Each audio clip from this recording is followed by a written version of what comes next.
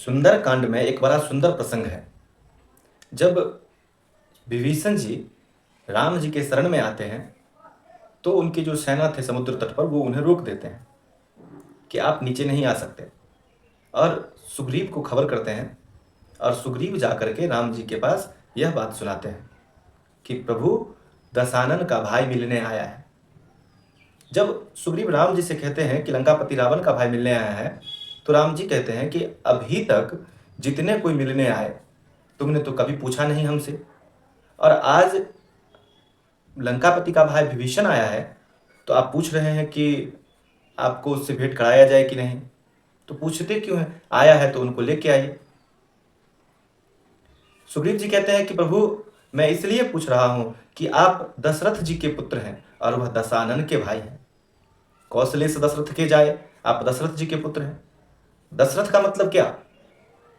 जो अपने 10 इंद्रिय, जो 5 ज्ञानेंद्रियां और 5 कर्मेंद्रियां हैं, इन 10 को जो रथ के रूप में प्रयोग करे, अपने साधन को प्राप्ति करने के लिए इन्हें जो रथ के रूप में प्रयोग करे, उन्हें दशरथ कहते हैं।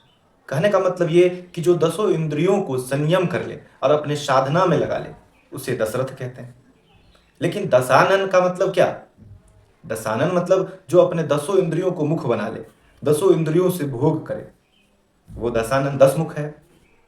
तो आप दशरथ जी के पुत्र और वो 10 मुख का भाई, आप संयमी के पुत्र और वो असंयमी, तो दोनों का मेल कैसे हो सकता है?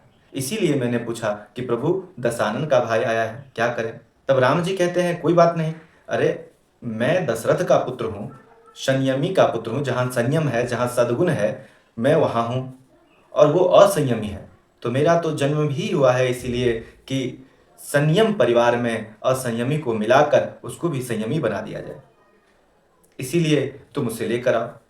सुग्रीव जी कहते हैं प्रभु वह दशानन का भाई है, पता नहीं क्यों आया है। जानी न जाए निशाचर माया, काम रूप के ही कारण आया।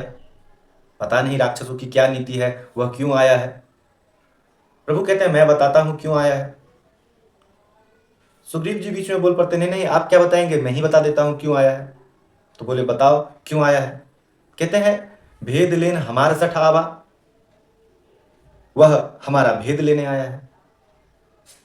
राम जी कहते हैं भेद लेने आया है? कौन सा भेद लेने आया है? क्या हमारे तुम्हारे बीच कोई भेद है? सुग्रीव जी कहते नहीं। तो अंगद और मेरे बीच कोई भेद है? तो कहते हैं नहीं। क्या हनुमान और मेरे बीच कोई भेद है? तो सुग्रीव जी कहते नहीं। तो क्या तुम्हारी जो यह सारी वानर सेना है और मैं, क्या मेरी कोई बात तुम्हारी वानर सेना से छिपी हुई है? तो कहते हैं नहीं। तो जब कोई भेद है ही नहीं तो वह कौन सा भेद लेने आएगा? कोई भेद लेने नहीं आया। आने दो विभीषण को। प्रभु कहते हैं कि आने दो उसको, ले आओ। विभीषण कहते हैं, सुग्रीव जी कहते हैं कि प्रभु हमें तो लगता है कि हमें विभीषण को बांध कर रख लेना चाहिए। तब प्रभु राम कहते हैं ये बात तुमने बहुत अच्छी कही, उसको बांध के रख लेना चाहिए। तो सुग्रीव जी कहते हैं तो फिर मैं रस्सी की व्यवस्था करता हूं, उसे बांधूंगा। तो राम जी कहते हैं कि मुस्कुराते हैं और कहते हैं कि रे रस्सी का बांधा हुआ कितना देर रहेगा, आप उसे आने दो, मैं उसे अपने भुजपास में बांध कर अपने हृदय में कैद कर लूंगा, और जो मेरे हृदय में कैद हो गया वह यहाँ से निकल नहीं सकता, कभी बाहर नहीं जाएगा। आप उसे ले आओ। अब यहाँ देखिए हनुमान जी भी वहीं खड़े हैं लेकिन कुछ बोल नहीं रहे हैं, जबकि हनुमान जी विभीषण जी को बहुत अच्छी तरह से जानते हैं, क्योंकि जब लंका दहन करने गए थे तो दोनों का मुलाकात हुआ था, दोनों में बात हुई थी, विभीषण जी ने उन्हें पता भी बताया था। तब राम जी कहते हैं कि हनुमान आप क्यों नहीं कुछ कहते, आपसे अच्छा तो विभीषण को कोई नहीं जानता है। तो हनुमान कहते हैं कि प्रभु आप मुझसे क्यों पूछते हैं? भगवान कहते हैं आपसे ना पूछे तो किससे पूछे, क्योंकि आप लंका गए हैं, आप विभीषण से मिले हैं, आप उनको जानते हैं, इसीलिए हम आपसे पूछ रहे हैं। हनुमान जी कहते हैं कि प्रभु यदि आपको पूछना ही हो तो आप अपने धनुष बाण से पूछिए, आप मुझसे क्यों पूछते हैं?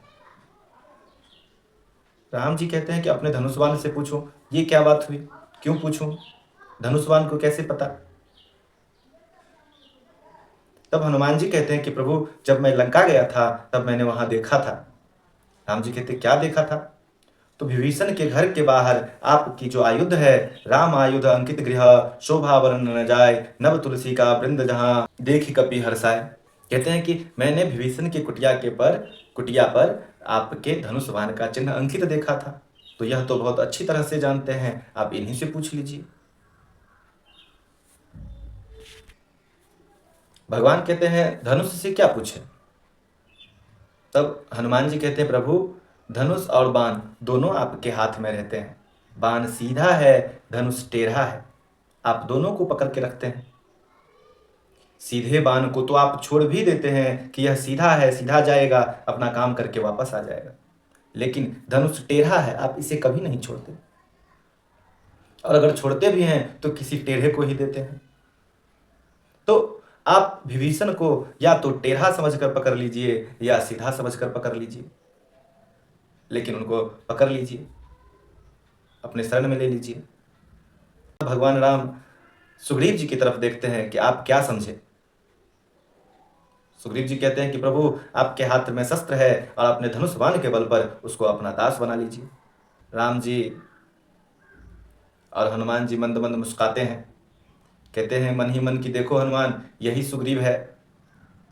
जब मैं आया था तब तुमको दूत बनाकर भेजा था और रूप बदल के भेजा था और मेरा भेद लेने के लिए ही भेजा था। उस समय सुग्रीव के मन में ये विचार नहीं आई थी, आज ऐसी विचार आ रही है। जाओ विभीषण को लेके आओ। हनुमान जी अंगद के संग जाते हैं विभीषण जी को लाने के लिए। जब विभीषण को लाने जाते हैं तो देखिए, आज एक गुरु अपने शिष्य की अगवानी करने जाता है, अपने शिष्य को लेने जाते हैं। हनुमान जी गुरु हैं, विभीषण शिष्य हैं। क्योंकि हनुमान चालीसा में आप पढ़ेंगे तो पाएंगे, तुम्हारो मंत्र विभीषण माना, आपका मंत्र विभीषण माना, आपकी बातें विभीषण माना, यानी आपने उन्हें उपदेश किया, उन्होंने माना, मतलब वो आपका शिष्य हुआ। इसमें दो व्यक्तियों ने शिष्य बनाए, एक तो हनुमान जी और दूसरा लक्ष्मण जी। हनुमान जी विभीषण को शिष्य बनाए और लक्ष्मण जी निषाद राजगुह को अपना शिष्य बनाए। दोनों ने अपने शिष्यों को रात को ही उपदेश दिया। हनुमान जी विभीषण जी को लाने जाते हैं, तब तुलसीदास जी एक दोहा लिखते हैं, कहते हैं उभय भांति तेहि आनहु, हंसी कहि कृपा निकेत, जय कृपाल कहि कपि चले, अंगद हनु समेत।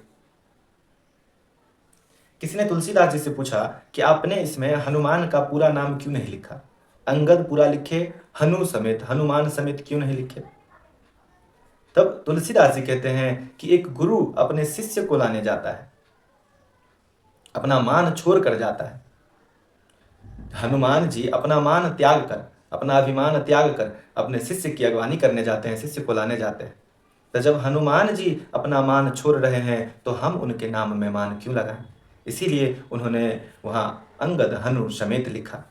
बोलिए सियावर रामचंद्र की जय, वीर बजरंग बली की जय, जय जय सीताराम।